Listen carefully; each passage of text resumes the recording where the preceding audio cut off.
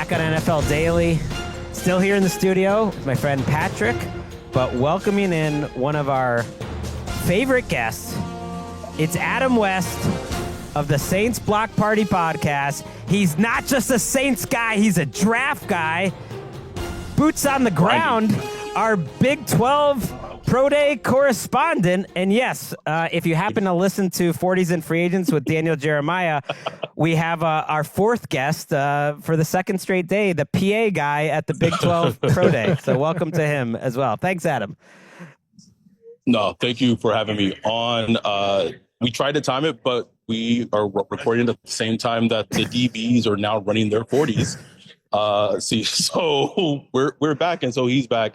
But it's good to be on the show again, and both you guys are have been on our podcast talking Saints. So let's talk Big 12. Let's talk draft. Let's get into it. Yeah, we will, and you have some spicy Saints news, which we'll get to at the end. Shout out to Adam, by the way. Unlike DJ, like, he's a podcast professional and he has noise canceling headphones. So I think it's actually going to do a better job than DJ did, because he was afraid of the brain waves entering his mind. Well, yeah, do not care. Yeah, there's an ultimate level, right, of excellence, and Adam's got it blocked out, but he's keeping what needs to be kept in as well, and so it gives us the full experience. So one player that didn't work out there, Adam, was Shadur Sanders. He was expected to. He's gonna work out later at a pro day. But if we're talking Big 12, to me, he's a fascinating conversation. In general, there's so many things about him that are almost conflicting. Like, you would expect him to have better traits than he really has, but he obviously has an outsized level of fame because of who his father is, because of the two college teams that he has helped to turn around as their quarterback, because of the copious amounts of tape that's out there, and because of the skill set that ultimately I think most teams do want, which is a true pocket quarterback. But does he have enough juice, do you think, to go in the top 3 of this class, top 10 in this class? Like, have we seen a quarterback like him? Between me and you, we've been calling him Andy Dalton with swag lately. Like, does Andy Dalton with swag? It was stolen the money. Yeah. Is Andy Dalton with swag worth taking as your franchise quarterback? I guess my response to this, and we talked about this on our podcast, is he drastically different than Tua as a prospect? Like, Tua's a little more twitchy, right? But if you because the things that Tua was described as is like, Tua described as someone that had to win from the neck or from the shoulders, right? And I feel like Shadur is almost a very similar prospect. And Tua went, what, 5th, 6th? Like, he went top 10. Went ahead of Justin Herbert. He sure did. So, but then you look at it, Tua was surrounded by copious amounts of weapons at Alabama, a great offensive line. So I wonder if the conversation on Shadur, if he was in a team or at a program like Alabama, if the conversation looked differently. But conversely, historically, I think he compares to players like Teddy Bridgewater, Andy Dalton, Geno Smith. And I think it's just a bigger conversation of has the NFL swung the spectrum too far in terms of trying to find the off-script play, the quarterbacks that make an off-script plays, the attributes, the Anthony Richardsons, and that's not I think of Anthony Richardson, but just that I feel like there's been a devaluation of true pocket passers. Yeah. But if you just look at it historically, recently, he just doesn't possess what teams typically draft top 10, but we did, like Bryce Young. Like, is he drastically different than Bryce Young? I made this comparison. Bryce Young, Tua, and Shadur. One thing that whatever you want to, like in college, the one thing that everyone says about all 3 of them in college is that they all have it. Mm-hmm. And they're all pocket passers, and they all won from the shoulders up. So it's just it's going to be such a litmus test of where the league sees. But it's a risk. I do think it is a risk. But I think his floor is very high. So in terms of evaluating that surrounding group, because I know we kind of take Travis out. Like, we know what Travis brought and how excellent he is. So in the evaluation, right, of LaJohntay Western, of Horn Jr., right, of Will Shepherd. Are we able to contextualize that receiving group? Because I know, like, with C.J. Stroud, it's like, oh, he's throwing to these guys, right? Or with Mac Jones, it's like, oh, he's throwing to 3 wide receivers that could be in the top 20, right? Right. What are we seeing about the rest of that Colorado receiving group, and what does it say about Shedeur? I think it says that kind of similar, like the same player you saw at Jackson State, he carried that over to a Division I program, and that's more of a testament to him. Right. It's so fascinating to me because, and I want to say this very carefully because I don't want it to feel like a knock on him. His father is one of the greatest football athletes of all time, and it feels like maybe like he didn't get the athletic genes from his dad, and so he's kind of like, if you listen to him talk, like he kind of talked about it, he's had to build himself. If he's going to win and be a successful quarterback, he has to do it and be a pure pocket passer. He knows that. And so Denzel Jeremiah has talked about he has kind of had to overcompensate for maybe not having those physical gifts. And when you watch his tape, and there's so much of it, you absolutely see it. Like his processing, when you watch his tape, it's very obvious that he can dissect a defense. And so you would think that is just a very valuable trait that NFL teams that need a quarterback would want, but there just seems to be a disconnect. And plus, like, can we keep it real? He's a young black quarterback who is sure of who he is, and he's having these meetings with GMs and these white owners. And we saw it a little bit with Caleb Williams last year, did we not? So there's also that being mixed into the equation as well. Well, yeah, and he's made a lot of money, and he's been a big star for a while. He hasn't made a lot of money for a while, but he comes from a lot of money his whole life, and he's made a lot of money like the last couple of years. And so I think he's going in maybe with a bit of confidence. And I still believe that maybe there's some teams that he doesn't want to go to. And also, we don't have any quotes from any of this. Right. Like nobody has said if something that he has done has been so egregious that it warrants reporting, nobody has said whatever he said or how he said it. It's all just been vibes and intimation that I don't care. We know how Patrick, we know how the game is. Like, we keep it real. We keep it a buck. Like. But like at the very least, if Shadur Sanders has said something that warrants you saying that, oh, teams didn't like this, did you ask them what he said? Yeah. Like why do you not ask them what he said? I like that it took Patrick to get Adam to bring out his Saints Block Party voice instead of like this NFL Daily voice he's putting on. What a call out.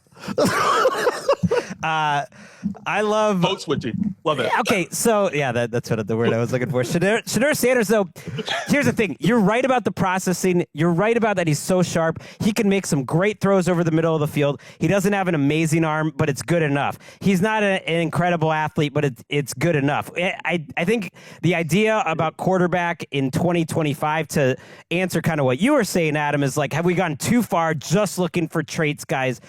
No, I don't think so. I just think you have to have you have to have a baseline of athleticism to even play the position.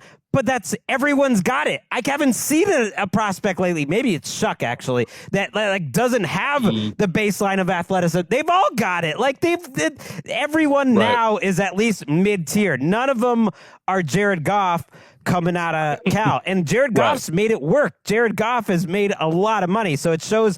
But like those guys just don't even exist in college football. And the thing about Sanders that it's really hard to unpack, and we'll move on from him, is just despite all that processing, and despite the bad surroundings in terms of the offensive line and most of the receivers, he still just like holds on to the ball forever, maybe trying to make that play, and that is sometimes not a trait that you get out of. And I think teams would want him to get out of it because the line was bad, but man, that's tough. You don't want your guy holding on to the ball that long unless you are a special athlete, and he's not. So that combination is something I think they would have to improve on at the pro level, or else he's your guy, or else he might be a little bit like your guy, Derek Carr. Who is a good athlete, actually. I would say Derek Carr coming out was a good athlete. I would say before he the injuries and yeah. I just mean there's some similarities there where he was always trying to hold on to the ball, but different maybe in terms of processing all that. Let's talk about other players. Yeah. I want to talk Cam Scatebo. Yes. Somehow one of the most famous players in college football has not been mentioned on NFL Daily a lot. There's opinions all over the place of where maybe he fits in as an NFL draft prospect. All along, people are like, oh, well, he's not really going to be respected by the NFL, and he's probably more of like a mid to late round type of guy. And as we get closer, I don't know, man. I think he's going to have fans, and I don't see the reason why he can't be an NFL contributor. What do you think about our guy Scatabo? Until he works out and like the athletic testing comes back, there's just going to be those questions. During the combine, DJ compared him to Marion Barber. Like, ooh, I like that. Throwback Cowboys running back just invites contact. And when you watch them at Arizona State, like that's very much his playing style. Very much his playing style. And the easy thing to do would just be to just throw out any like white running back like there is to comp him to. Like that's like the thing to do. Yeah, like, oh, at least Toby Gerhart. And that's like that's not fair to him. But one thing that I feel is a very underrated part about his game is he's very good in the receiving game. But I think those questions are still going to linger about him until he actually works out at Arizona's pro day. He didn't work out the combine. He had a nagging injury. He wasn't here.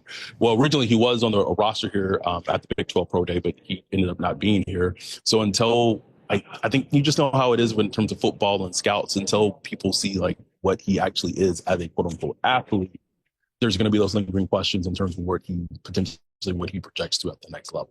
Yeah, it is very lazy, right, to comp like a 215, I believe, pound Cam Scatebo to like these 240 pound backs. I've heard like some fullback comps, and it's just maybe it was the cut of his jersey that are leading people to think that he's this big, like physically imposing back when he's not 6 feet, right around 215. That runs hard, has good speed. It's just a good running back. I mean, his yards per after contact numbers are crazy. His missed tackles forced numbers are crazy. And I love that our guy, Maurice, is not worried about being like the rest of the draft nicks out there.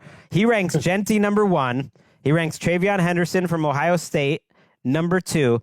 And he has Scatebo as his number 3 back, ahead of guys like Quinshon Judkins, ahead of the Omarion Hampton, and he thinks he can step in and be a day one starter. Now, we've seen guys like him, actually, even that are day one starters, that are just kind of like a Rico, like maybe he's like a 2024 Rico Dowdle type from the beginning. No. Even those guys get taken 3rd round. Doesn't mean he's going to go high, but I think he can help a team.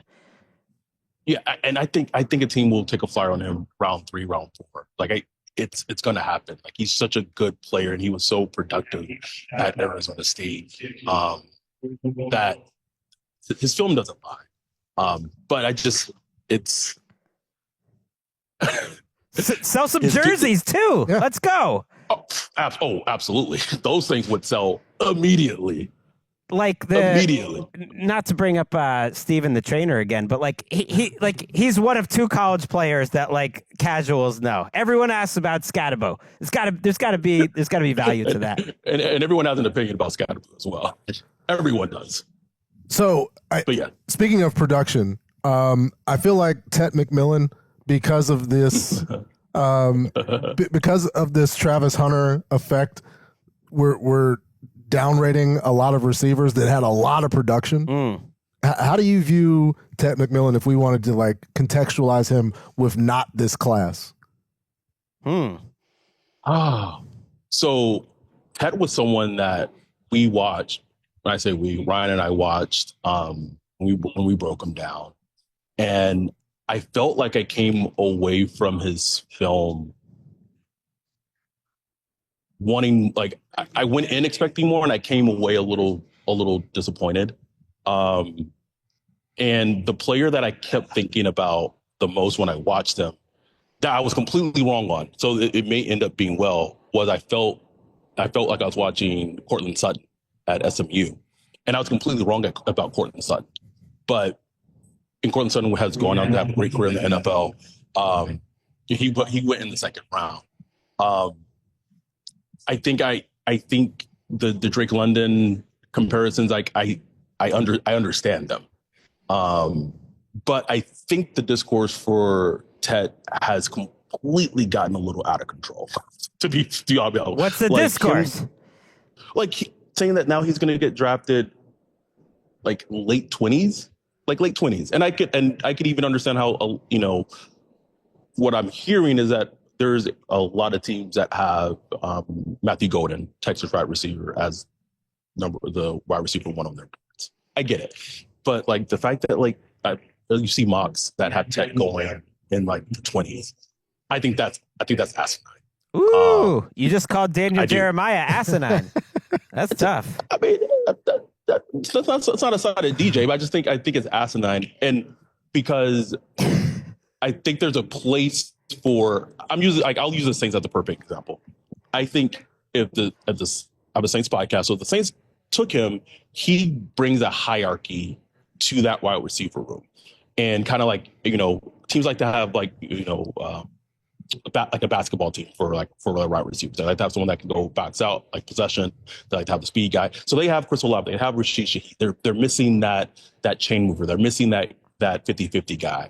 Tet would bring that hierarchy. I think where teams are struggling with is he does, the separation from cornerbacks in college is a legitimate thing. And so that's why the 40 for him, I don't like to get harp on it, but for some players, the 40 is important. I felt like for him, it was important. But if you're telling me that you could be essentially drafting potentially Drake London in the draft in top 10 in this draft, are you telling me that most teams would say no to that? Greg, for instance, if the Patriots at 4 could be sure that they're drafting Drake London at 4. Well, would they do that? Well, of course they would. They would do that, but he's not the prospect that Drake London was. I think he's an example of the inflation of this draft class where there's not wide receiver 1, wide receiver 2. So he is in that group where it's not crazy if he gets taken in the top 10, but he could fall down to 25. Everyone's got different flavors. I just if we're going to contextualize the quarterbacks by their surrounding talent, right? Tet McMillan had 44% of the receiving yards for Arizona last year, right? Okay. I think his quarterback was. And I think a lot of the reason that we don't see the separation at the catch point was because there wasn't the opportunity for him to do that because the ball wasn't on time. It was late. Yeah. And I just feel like if we had Tet McMillan in another situation, we would probably view it differently where I can't look away from the fact that nobody else was catching the ball on the team. All I'm saying is if you look historically, T. Higgins is another guy, similar-ish mold. I don't think it's... Who I liked as a prospect a lot. He went 33rd. I know. And so you're saying T. Higgins was a much better prospect, and he was a divisive prospect at the time too. But I'm looking at that class, and Pittman goes 34, and it's a little unfair because that class was sick. And Ayuk goes 25, and Justin Jefferson goes 21. CD Lamb goes 17. He's not in the class. Sick class. Yeah, it was also just a preposterous class, so it's not a fair one to compare to. Henry Ruggs, by the way, went ahead of all of them, and so did Jerry Jeudy. But shout out Jalen Reagor. He's not in that class of prospects, so that's why I don't think it's asinine for him to go in the 20s, because you're just comparing him to other positions, offensive linemen in this class, defensive edge players, and they're all kind of in one mix where it's he could go 4 if the Patriots got really crazy, or 9 if the Saints got crazy, but he also could go 25, and it's fine because he's not like that. So let's stick with the same Tet thing. I'll say this. I've said it on my podcast, so I'm not breaking any news. On our podcast, I'm not breaking any news. He's in the Saints cloud at 9. If he's there at 9, there's a big give us the rest of the Saints cloud while we're doing this. Oh, absolutely not. SaintsBlockParty.com. No, give me a break. You come on here, you give us the good stuff. I'll give you one player that's in there. He's really going to hold out. Yeah, of course. This is how you get lit. I'll give you 2 offensive players. Tet and Tyler Warren. There are 2 offensive players that are in their cloud. Shadur must be too. Shedur's in there too. Man, I think that's going to be a heated discussion if he's there at 9. I don't think it's a slam dunk. I think it would get. We talked about this, right? If like how much juice does Kellen have? If Kellen loves Shadur, because they only have one round 1 grade on quarterback in the class, and that's Cam Ward. So they would essentially be, drafting a grade higher. They would take Shedeur at 9, which I would be for. I would understand it, but Kellen would have to essentially be saying, "That is my guy. That is my guy. I don't care if Tet's on the board. I don't care if Tyler Warren's on the board. That is my guy. That's my quarterback of the future. I can make an offense and create." And I feel Shadur would be perfect in Kellen's offense, but that's a Kellen Moore decision, because where the draft grade is for them, he would not align. I think he'd be a good fit. I think he is. Yes. Coaches always like the players that are like better versions of them, and in theory, Shadur Sanders is a much better version of a Kellen Moore. I just like the idea of a power struggle already between Loomis and Kellen Moore. Well, let's get to it. Let's get to it. We'll wrap up talking a little Derek Carr. You had reported before Kellen Moore even came aboard, that he didn't necessarily want Derek Carr as his quarterback if he was going to become the coach. Derek Carr is still there. The spicier thing that I find interesting over the last handful of days is that you reported, not that the Saints are interested in trading him, because they've made it clear, the Saints, who I'll just refer to as Mickey Loomis. Mickey Loomis is the Saints. He is the Saints. He wants Derek Carr. He wants to run it back. He wants to prove that all it was last year was a bunch of injuries and this team can win. He likes Derek Carr, clearly. But you reported that maybe Derek Carr doesn't like being with the Saints. Yeah, I reported that last Friday. That he wouldn't mind being traded was how you put it. He still wants to be traded. He still wants to be traded. And if you look at the breadcrumbs, I don't feel like I'm reporting anything crazy, right? Because even if you look at the report from ESPN and Jimmy Fowler, when they essentially restructured his contract to essentially be able to be active in free agency, that's, it was that back and forth. Even the podcast you did, NFL Daily, that you did with Pelissero, he also hinted that at that point they didn't know if Derek Carr was going to be back or not. Those were breadcrumbs being dropped. Jeremy Fowler reported that Derek Carr was anticipating that he was potentially looking forward to hitting the open market. Yeah, you got better sources with the Saints than these guys. So I didn't report anything crazy or outlandish, but it's fascinating because I know I was told that he wants to be traded. Wasn't told why he was. But it's just a weird thing. So the head coach, before he comes on board, told the GM, "Hey, I would really not like Derek Carr to be my quarterback."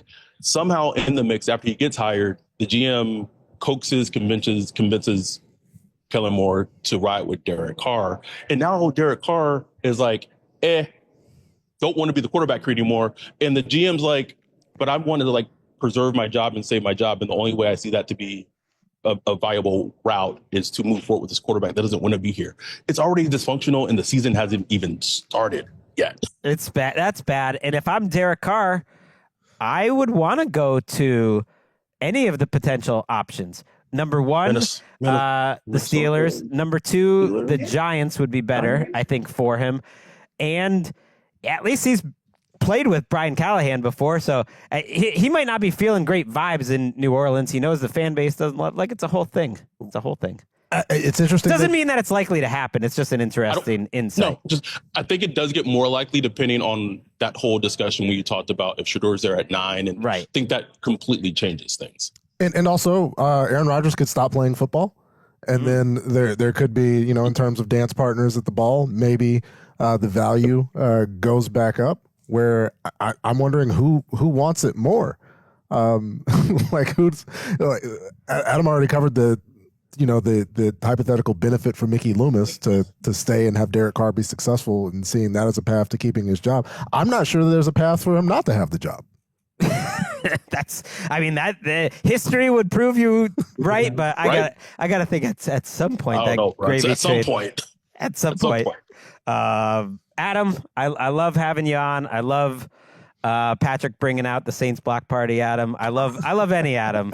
Appreciate you. Enjoy the rest of Big 12 Pro Day, and yes, everyone check out Adam's podcast. You got the Patreon our podcast. There. Adam, love you, and Ryan, that boy Wolf on Twitter. Love you guys. Appreciate you for coming on, man. See you, Adam. It has been a great week here on NFL Daily. We're breaking news all over the place. Jeremiah's breaking news like an insider. Adam's got some news like an insider. You got to step your game up, Patrick. I'm gonna call all my sources. It's just y'all, so that's all I got. All right, when we're dogged on Mickey Loomis, man, that could be any day of the week, but football is back. We'll see you next week.